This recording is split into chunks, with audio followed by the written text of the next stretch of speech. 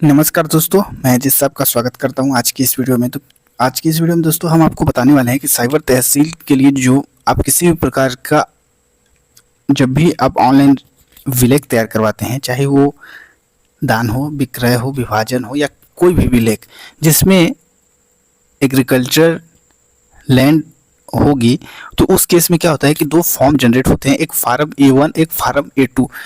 तो आज की इस वीडियो में हम उसी की जानकारी देने वाले हैं कि इन दोनों फॉर्म में आपको कब और कौन कौन से ऑप्शंस को टिक करना है।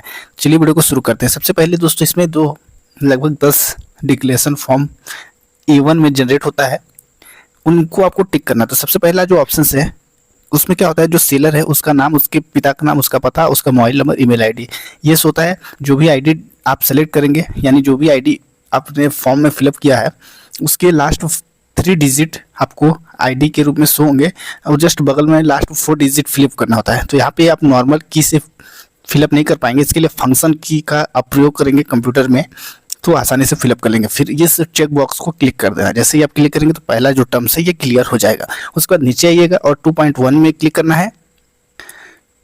2.2 और 2.3 तीन ऑप्शंस दिए हैं 2 पॉइंट के लिए। तो पहला वाला जो ऑप्शन कह रहा है ये किस केस में आप क्लिक करेंगे, तो पहला वाला ऑप्शन है कि इसमें जो मध्य प्रदेश की भू राजस्व संहिता है और मध्य प्रदेश में जो आदिवासी व्यक्तियों की सूची जारी की गई है उसमें अगर कोई आदिवासी व्यक्ति किसी जनरल ओबीसी कैटेगरी के व्यक्ति को जमीन बेचता है तो उस केस में कलेक्टर से परमिशन की रिक्वायरमेंट होती है। तो इसमें अगर ऐसा कोई कंडीशन बनता है तो उस केस में इसको क्लिक करना है। यानी आदिवासी व्यक्ति किसी जनरल या फिर ओबीसी व्यक्ति को जमीन बेचता है तो डेफिनेटली वो ऑर्डर लिया होगा कलेक्टर से, तभी वो जमीन सेल हो पाएगी। तो उस केस में कलेक्टर की परमिशन की रिक्वायरमेंट होगी। तो पहला वाला ऑप्शन क्लिक करेंगे, यानी आदिवासी जनरल ओबीसी व्यक्ति को बेचेगा तब। और 2.2 के लिए क्या कह रहा है कि जो आदिवासी व्यक्ति आदिवासी को बेचेगा तो उसमें परमिशन की आवश्यकता नहीं होती है, तो इस केस में 2.2 को क्लिक करना है।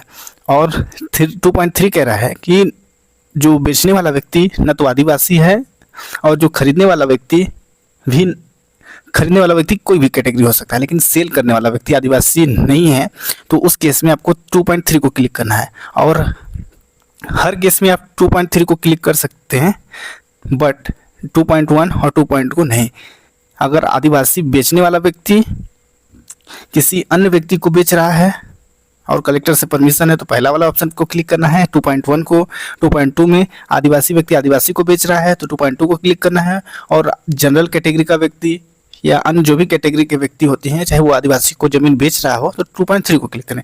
यानी आप 2.3 को ज़्यादा प्रायोरिटी देंगे। फिर 3.1 में आपको आना है। और 3.1 क्या कह रहा है,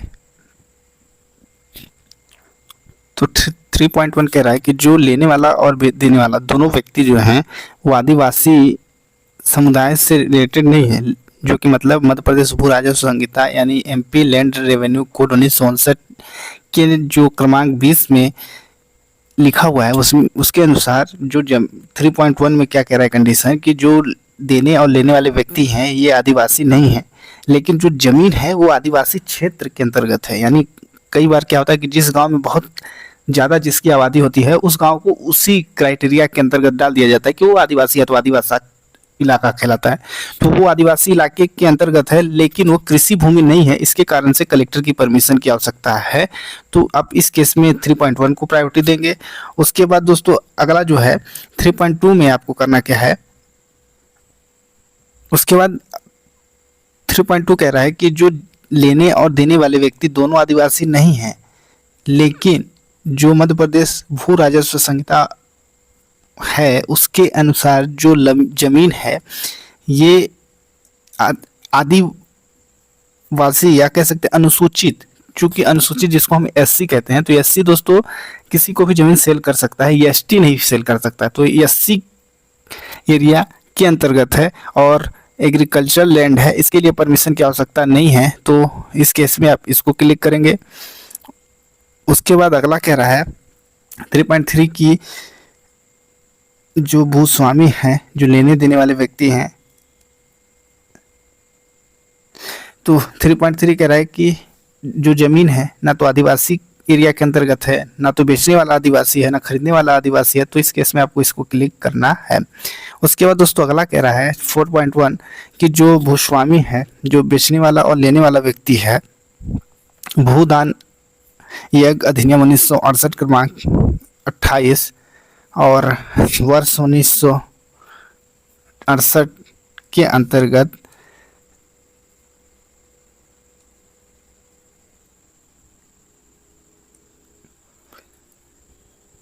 इसमें आपको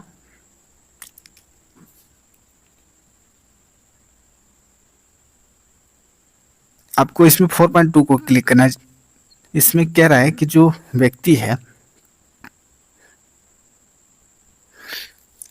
4.1 में कह रहा है कि जो भूस्वामी है इसने कहीं पे ज़मीन सेल नहीं की है और किसी प्रकार से इस पे कोई इशू नहीं है, इसलिए 4.1 को प्रायोरिटी देना है क्योंकि इसमें परमिशन की रिक्वायरमेंट नहीं है कहीं से भी, जबकि 4.2 में परमिशन की रिक्वायरमेंट है। इस केस में अब 4.1 को क्लिक करेंगे और 5.1 में कह रहा है द लैंड इज़ माई, यानी ये हमारी प्रॉपर्टी है, इसका मैं एक सिंगल या जॉइंट ऑनर हूँ, इसके वजह से आप 5.1 कह रहा है और 5.2 कह रहा है the land is my oblique our self acquired property and IVM are the sole joint owner of transferring property.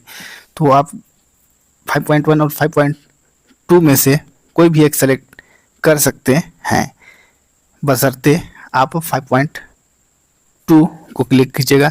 और उसके बाद 6.1 में कह रहा है no suit before any court tribunal and authority related to transferring property is pending, किसी प्रकार का केस किसी भी कोर्ट में पेंडिंग तो नहीं है तो 6.1 को क्लिक कीजिएगा। और अगर आप 6.2 को क्लिक करेंगे ना तो केस से रिलेटेड डिटेल्स भी देनी पड़ेगी। तो ये है कुछ टर्म्स। उसके बाद आप आइएगा 7.1 में the transferring land is free from all charges, किसी प्रकार की पेनाल्टी तो नहीं है, यानी जो कई बार क्या होता है कि जो ज़मीन होती है उसमें भूस्वामी के द्वारा पहले से ही वो जो कोर्ट में केसेस होते हैं उस पर जमानत वगैरह पड़ी होने के कारण उस पर चार्जेस लग जाते हैं, तो उस केसेस से बाहर है तो 7.1 को क्लिक कीजिएगा। द फॉलोइंग चार्जेस अगर है ज़मीन पे किसी प्रकार का तो 7.2 पे क्लिक कीजिएगा, अदरवाइज आप 7.1 को क्लिक कीजिएगा। We have full right of transferring land and no other transfer deed, मैंने किसी प्रकार की जो पावर ऑफ अटॉर्नी एग्रीमेंट या फिर किसी को अभी तक इस ज़मीन को सेल नहीं किया है आज की डेट तक, तो 8.1 को क्लिक कीजिएगा